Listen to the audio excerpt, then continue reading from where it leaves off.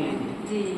ये एक NGO, NGO क्या होता है पहले इस चीज को क्लियर करना है।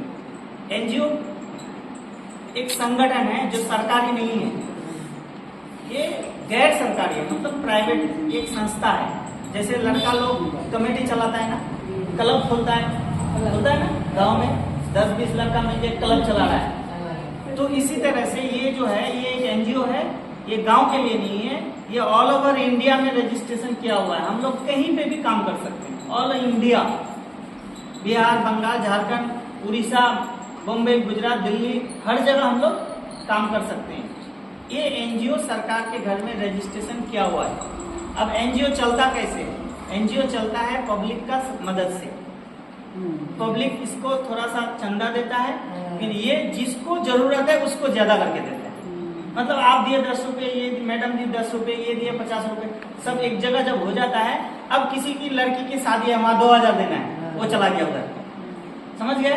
तो स्टार्टिंग में क्या होता है, एनजीओ लोगों का चंदा का पैसा से एनजीओ खड़ा होता है, वो दूसरों को मदद करता है, गरीबों को मदद करता है, किसी की बेटी की शादी में मदद करता है, कोई विधवा औरत है उनको मदद करता है, किसी का घर जल गया वहां पे मदद करता है, किसी का घर में बरसात में फ्लड आके पानी घुस गया वहां मदद करता है, समझ गए? कोई नंगरा आदमी है, अंधा आदमी है, उसको मदद करता है। इसका काम है मदद करना, समझ गए?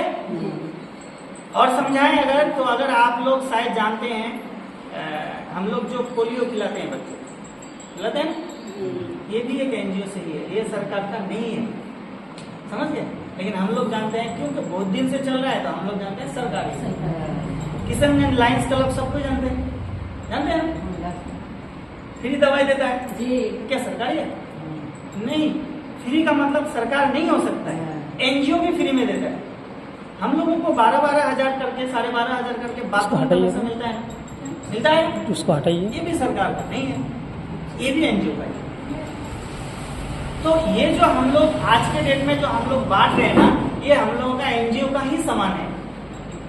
जैसे जैसे हम लोग पुराना हो जाते हैं तो हम लोग करते क्या है, सरकार से हम लोग पैसा लेते हैं, मोटा मोटा लेके हम लोग गरीबों में बांटते हैं। जैसे अभी आपको मैं बताऊं, लायंस क्लब का जो मालिक है, हम लोग जाते हैं, लाइन लगते हैं ना, 50 रुपए का नंबर काट के लाइन लगते हैं, और ऊपर बड़ा बड़ा कैमरा रखा हुआ है, वो रिकॉर्डिंग करता है। अभी वो क्या करता है, जो मालिक है वो दिखाता है सरकार को कि मैं इतने लोगों का हर दिन फ्री में इलाज करता हूँ।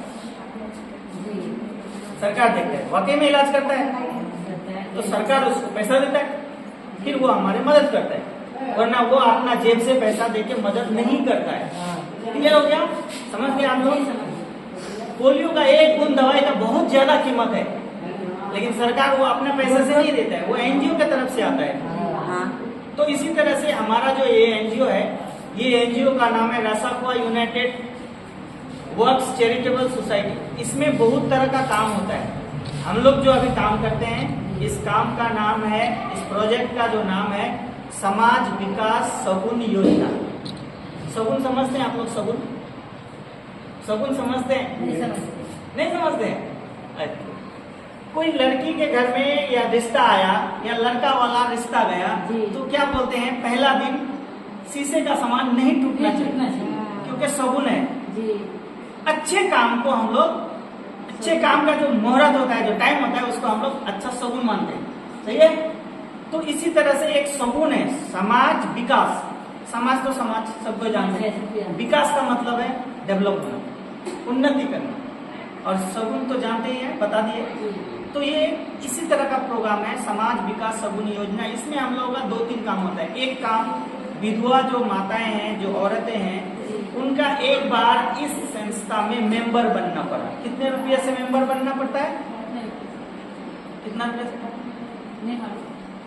आप इधर आओ ना जी, आप इधर आओ, दोनों आओ। आप बताओ कितने रुपए से आप इन लोगों का फॉर्म भरे थे?